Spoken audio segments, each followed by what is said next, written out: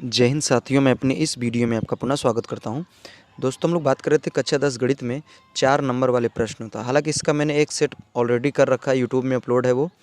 तो हम लोग 4 नंबर वाले जो प्रश्न हैं उनका जो सेट सेकंड है उस पर हम लोग बात करेंगे। इसमें भी हम लोग 5 से 6 प्रश्नों पर बात करेंगे जो कि बोर्ड एग्जाम के लिए बहुत महत्वपूर्ण होंगे। तो चलिए आइए पहले प्रश्न से स्टार्ट करते हैं। इसमें कह रहा है कि दो व्यक्तियों की जो आय का अनुपात है वो 9:7 है और उनके खर्चों का अनुपात 4:3 है। यदि इनमें से प्रत्येक व्यक्ति प्रति माह 2,000 रुपये बचा लेता है तो उनकी मासिक आय क्या है, बताइए। तो दरअसल इसमें सवाल में बात की जा रही दो व्यक्ति हैं जिनकी जो आय है, इनकम जो है वो उन इनकम का अनुपात 9:7 है और उनके खर्चों का जो अनुपात है वो व्यय जो है वो 4:3 है। और कह रहा है कि इसमें से प्रत्येक व्यक्ति जो है हर महीने 2,000 रुपये बचा लेता है। तो कह रहे हैं इनकी मासिक आय क्या है, ये बताइए।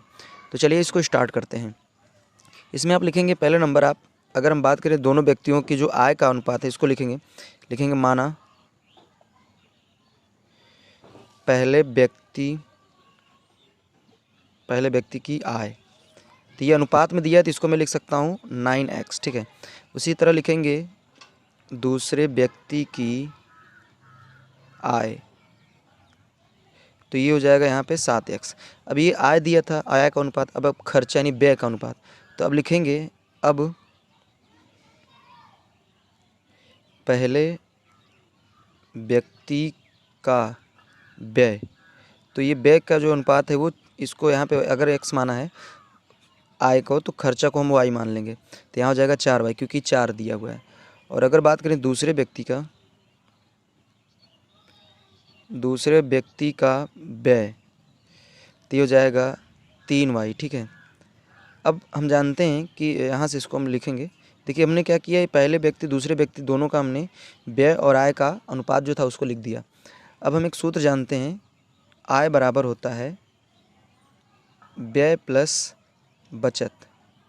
यानी आय इनकम जो होती है उसमें से आपने कितना खर्चा किया और कितना आपने बचाया, उन दोनों का जो जोड़ होता है वो आय के बराबर होता है। तो अगर अब हम बात करें पहले व्यक्ति के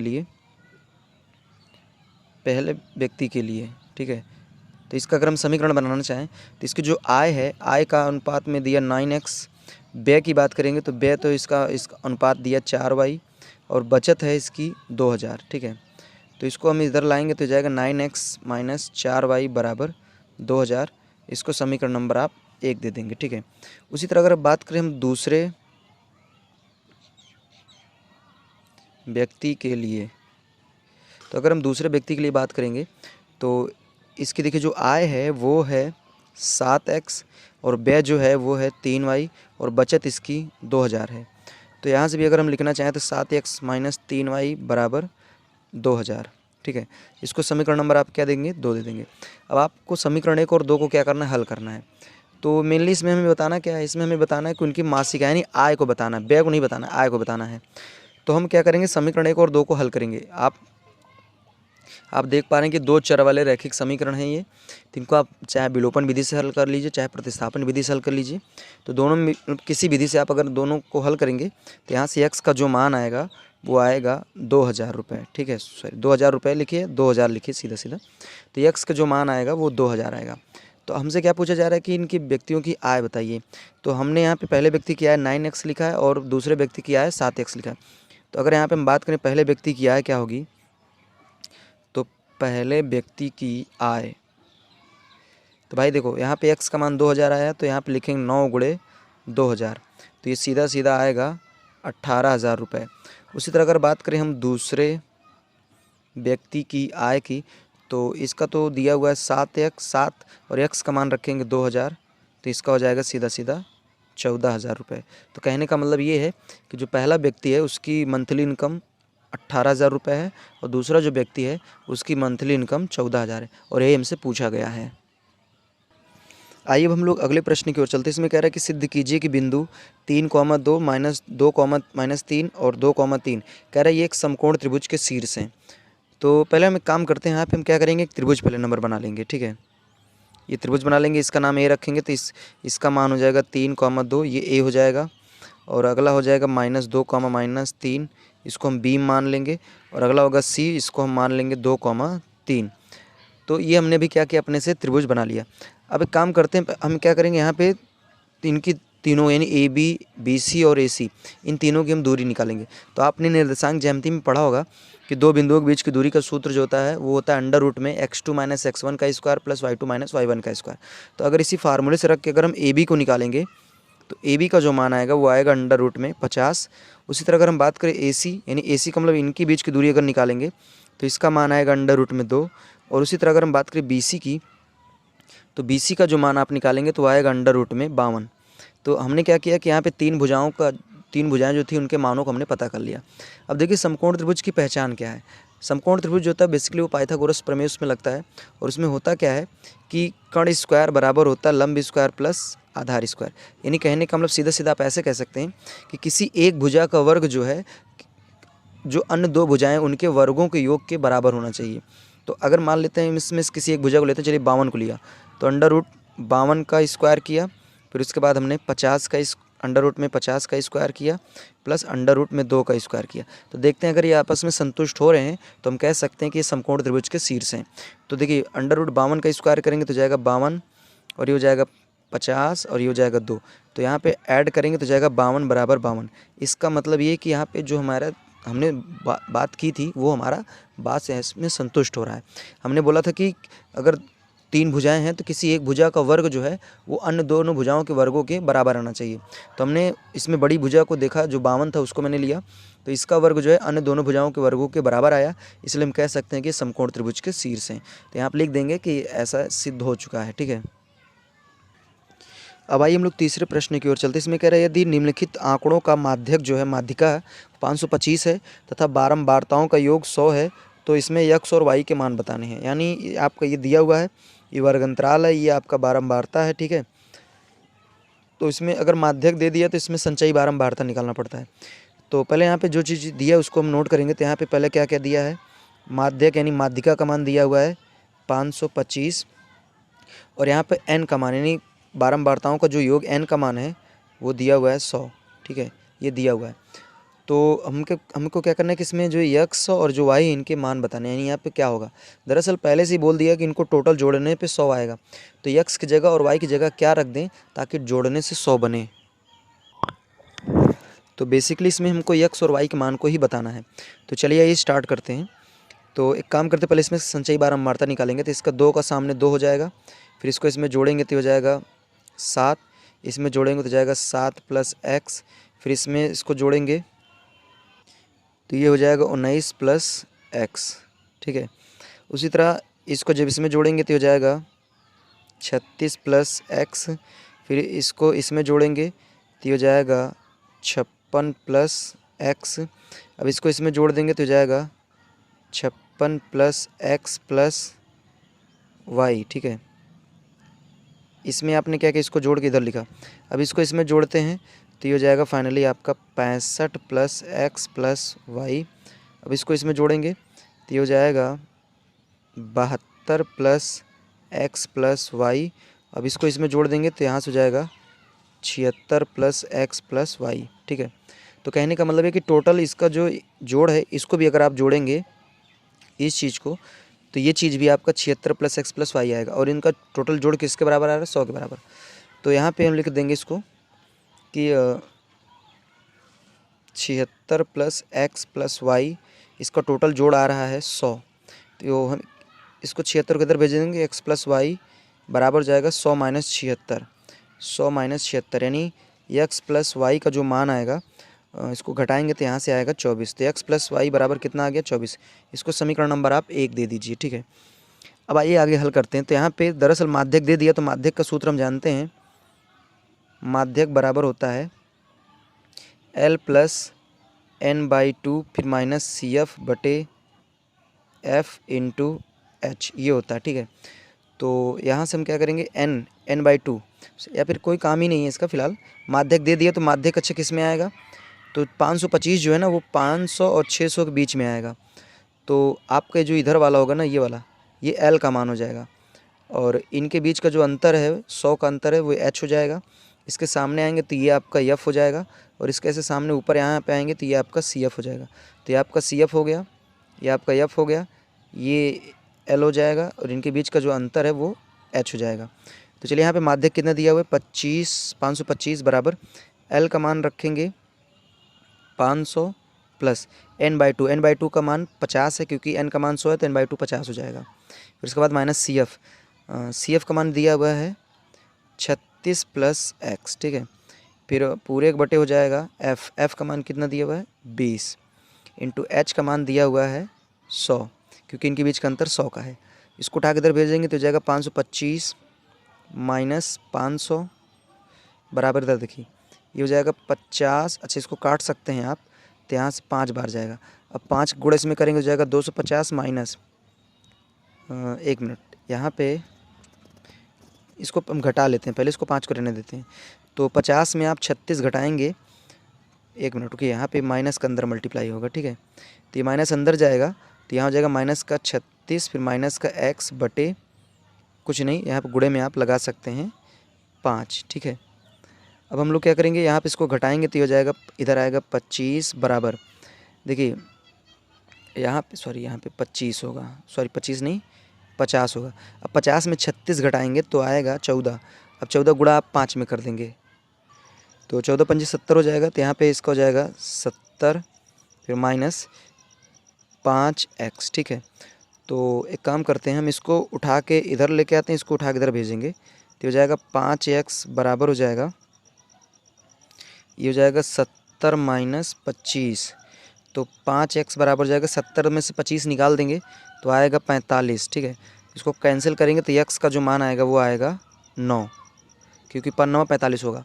अब इसी x का मान उठा के समीकरण 1 में रख देते हैं तो यहाँ से y का मान आ जाएगा। तो यहाँ पे 9 प्लस y बराबर 24, इसको उठा के इधर भेजेंगे तो y बराबर 24 में से 9 घटाएंगे तो आएगा 16, ठीक है।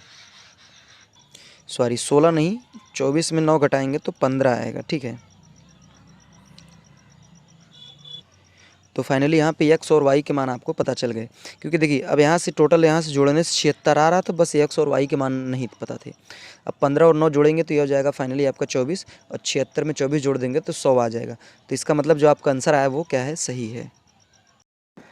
आइए हम लोग अगले प्रश्न की ओर चलते हैं। इसमें कह रहा है कि भूमि के एक बिंदु P से एक 10 मीटर ऊंचे भवन के शिखर का उन्नयन कोण 30 डिग्री है। भवन के शिखर पर एक ध्वज है, ध्वज का P से उन्नयन कोण 45 डिग्री हो तो ध्वज की लंबाई तथा बिंदु P से भवन की दूरी बताइए। तो आइए इसको समझते हैं। यहाँ पे दरअसल ये आप ज़मीन पहले बनाएंगे, इस ज़मीन पे एक भवन है यानी एक घर है, ठीक है। ये घर है और यहाँ पे एक स्थान है, इस स्थान का नाम P है और यहाँ से इस भवन के शिखर को देखने पर जो कोण बन रहा है वो बन रहा है 30 डिग्री। उन्नयन कोण कितना बन रहा है 30 डिग्री। अब इसके ऊपर एक ध्वज लगा हुआ है यानी एक झंडा लगा हुआ है, ठीक है। और इसी बिंदु P से इसको देखने पर, ध्वज को देखने पर ये कोण बन रहा है यहाँ से यहाँ तक का 45 डिग्री बन रहा है, ठीक है। तो सवाल वाला जानना चाहता है कि जिस जगह से देखा जा रहा है उस जगह से इस भवन की दूरी बताइए। इसको मैंने x मान लिया और इसमें से कह रहा है कि जो ध्वज है इसकी हाइट बताइए, इसको मैंने स्मॉल h मान लिया, ठीक है। अच्छा यहाँ पे भवन की जो हाइट है वो 10 मीटर दे रखा है, यानी जो घर है उसकी हाइट कितना है 10 मीटर दे रखा है। तो अगर बात करें टोटल यहाँ से यहाँ तक क्या होगा, तो टोटल यहाँ से यहाँ तक हो जाएगा 10 प्लस h, यहाँ तक, ठीक है। तो आइए इसको स्टार्ट कर देते हैं। यहाँ पे एक देखिए अगर हम इसका नामकरण करें A, यहाँ पे B, यहाँ पे P, ठीक है। तो हम पहले लेंगे त्रिभुज APB में, ठीक है। APB में लेंगे तो यहाँ पे लिखेंगे त्रिभुज APB में। APB में लेंगे तो बड़ा वाला त्रिभुज लेना पड़ रहा है, इसमें लंब और आधार पता है तो हो जाएगा tan 45 डिग्री बराबर हो जाएगा लंब बटे आधार यानी 10 प्लस h बटे x। तो इसका मान हो जाएगा 1, tan 45 अंश का मान तो 1 बराबर हो जाएगा 10 प्लस h बटे x। इसका इधर मल्टीप्लाई करेंगे तो x बराबर हो जाएगा 10 प्लस h, ठीक है। इसको भी यहीं तक छोड़िए, इसको समीकरण नंबर 1 मानते हैं। अब लिखेंगे त्रिभुज, इसको लेते हैं यहाँ पे काम करते हैं, यहाँ पे चलिए C रख लेते हैं इसका नाम। तो अभी इस वाले त्रिभुज को लेते हैं तो CBP में, तो त्रिभुज CBP में या BCP में, तो इसमें देखिए यहाँ पे इसको लेंगे तो यहाँ पे tan 30 डिग्री बराबर हो जाएगा लंब बटे आधार। तो लंब कितना है 10, आधार कितना है x। तो इसका मान हो जाएगा 1/√3 बराबर हो जाएगा 10 बटे x। इसका इधर मल्टीप्लाई करेंगे, इसका इधर करेंगे तो x बराबर आएगा एक्स बराबर आएगा 10√3। ठीक है, ये एक्स का मान आ गया। अब हमको क्या करना है कि इसी एक्स का मान उठा के यहाँ समीकरण 1 में रख देना है। तो यहाँ से हो जाएगा एक्स का मान हो जाएगा 10√3 बराबर हो जाएगा 10 प्लस एच। ठीक है, अब एक काम करिए, इसको उठा के इधर भेजते हैं। तो एच बराबर हो जाएगा 10√3 माइनस √3। और यहाँ से आप अगर बात करें √3 आप कॉमन कर सकते हैं, तो √3 कॉमन करेंगे तो इधर हो जाएगा 10 माइनस 1, यानी सीधा सीधा आएगा 9। तो h बराबर जो आएगा वो आएगा 9√3। हाँ ठीक है, वैसे भी आप कर सकते हैं। 10√3 है, इसमें से आपने क्या किया, 1 मिनट, यहाँ पे एक मिस्टेक हो गया। दरअसल यहाँ पे 10 है, √3 नहीं है। 10 ये √3 है, उसके बाद ये 10 है। ठीक है, तो यहाँ से 10 कॉमन होगा, गलती हो गई। तो h बराबर हो जाएगा 10 कॉमन करेंगे तो √3 माइनस 1। तो यही आपका फाइनली आ जाएगा। बाकी आप इसको चाहें तो √3 का मान आप रखिए 1.732, उसमें से 1 घटाइए फिर गुणा करिए, जो आएगा वो आंसर होगा। ठीक है, और इसी तरह इसमें भी आप क्या करेंगे, √3 का मान 1.732, उसमें आप 10 का मल्टीप्लाई करेंगे तो जो आएगा वो x का मान होगा। ठीक है, तो इसको आप अपने से कर सकते हैं। अब आइए हम लोग अगले प्रश्न की ओर चलते हैं। इसमें कह रहा है कि दो संख्याओं को ज्ञात कीजिए जिनका योगफल 27 और उनका गुणनफल 182 है। तो माना पहली संख्या जो है वो x है, माना पहली संख्या जो है उसको मैंने x मान लिया, और दूसरी संख्या है उसको मैंने y मान लिया। अब इसमें सवाल में कह रहा है कि दोनों को जोड़ने पर 27 आ रहा है और दोनों को गुणा करने पर 182 आ रहा है। इसको समीकरण नंबर 1 दे दीजिए, इसको समीकरण नंबर 2 दे दीजिए। तो अगर यहाँ से मैं x बराबर लिखना चाहूँ तो ये हो जाएगा 182/y। तो x का मान उठा के अब समीकरण 1 में रख दें आप, तो यहाँ से हो जाएगा 182/y प्लस y बराबर 27। इसके नीचे 1 मान लीजिए, तो y एक नम y हो जाएगा, इधर हो जाएगा 182 प्लस इधर हो जाएगा y² बराबर हो जाएगा 27। तो इसका आप इधर मल्टीप्लाई कर लेंगे तो ये हो जाएगा y² प्लस 182, ये हो जाएगा बराबर में 27y। उठा के इधर लाएंगे तो हो जाएगा y² माइनस 27y प्लस 182 बराबर 0।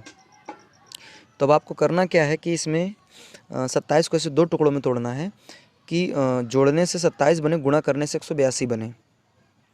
तो ये 15 और 12 का इसमें जोड़ा बनेगा, क्योंकि 15 में 12 जोड़ देंगे तो 27 आ जाएगा और गुणा कर देंगे 182 आ जाएगा। तो यहाँ से हो जाएगा y² प्लस, इसको लिख सकते हैं 15y माइनस 12y, फिर प्लस का 182 को लिख सकते हैं 15 गुणे 12 बराबर में 0। अब इसमें से दो लोग का जोड़ा बनाएंगे तो यहाँ से y कॉमन होगा, तो इधर हो जाएगा y माइनस 15, और यहाँ से माइनस 12 कॉमन कर लेंगे तो यहाँ हो जाएगा y माइनस 15 बराबर 0। तो y माइनस 15 और y माइनस 12, यानी y के दो मान, एक 12 आएगा और एक क्या आएगा, 15 आएगा। ठीक है, तो अब हमको करना क्या है, इसमें से 12 भी ले सकते हैं, 15 भी ले सकते हैं। अगर 12 जब लेंगे तो y का मान 15 आएगा, और जब 15 लेंगे तो y का मान 12 आएगा। तो कहने का मतलब ये आपका फाइनली आंसर हो जाएगा। इस y का मान उठा के यहाँ पे समीकरण 1 में रखेंगे। अगर मान लीजिए 12 रखते हैं तो y का मान 15 आएगा, और अगर यहाँ से 15 रखेंगे तो y का मान 12 आ जाएगा। तो ये दोनों संख्याएँ हैं, यानी 15 और 12 यही दो संख्याएँ हैं जिनको जोड़ने से 27 बनेगा और गुणा करने से 182 बनेगा। अब आइए हम लोग अगले प्रश्न की ओर चलते हैं। इसमें कह रहा है कि एक लंबवृत्तीय शंकु के आधार की परिधि 24 पाई सेंटीमीटर तथा ऊर्ध्वाधर की ऊंचाई 5 सेंटीमीटर है, तो शंकु की ऊंचाई बताइए। तो यहाँ पे इसकी परिधि दी, यानी आधार की परिधि दिया है, तो उसकी परिधि हो जाती है 2πr, और इसका मान दिया हुआ 24 पाई सेंटीमीटर। ठीक है, तो यहाँ से पाई कैंसिल करेंगे, 2 से काटेंगे तो 12 बार जाएगा, तो आर का मान कितना आ जाएगा, 12 सेंटीमीटर। और यहाँ पे ऊंचाई की बात करेंगे, h का मान तो वो जाएगा 5 सेंटीमीटर, सवाल में दिया हुआ है। अब इसमें कह रहा है इसका आयतन बताइए, तो यहाँ पे लिखेंगे शंकु का आयतन जो होता है, शंकु का आयतन ये बराबर होता है 1/3 पाई r² h, ये होता है। तो यहाँ शंकु का आयतन बराबर जाएगा 1/3 पाई, उसके बाद r का मान कितना रखेंगे, 12 का स्क्वायर इंटू h का मान हो जाएगा 5। ठीक है, तो यहाँ से इसको लिख सकते हैं 1/3 इंटू पाई, इसको लिख सकते हैं 12 गुणे 12 इंटू 5। इसको कैंसिल कर देंगे तो यहाँ से आएगा ये 3 चौके 12, उसके बाद हो जाएगा बर चौक 48, अब 48 का हम 5 में मल्टीप्लाई कर लेते हैं, ठीक है। तो 8 5 40 की 0 हासिल 4, 5 चौ 20, 20 4 24 यानी 240। तो सीधा सीधा आएगा, इसका आएगा आंसर 240 पाई। अच्छा आयतन है तो इसका मात्रक हो जाएगा सेंटीमीटर क्यूब। तो ये फाइनली आपका आंसर हो जाएगा। तो उम्मीद करूँगा हमने बोर्ड एग्ज़ाम में जो 4 नंबर के प्रश्न पूछे जाते हैं, इम्पॉर्टेंट प्रश्न, उन पे हमने बात किया और उम्मीद करूँगा सारे प्रश्न आपको अच्छी तरीके से समझ में भी आए होंगे। तो अब इसी तरह मिलेंगे हम लोग अगली वीडियो में, तब तक के लिए जय हिंद, वंदे मातरम।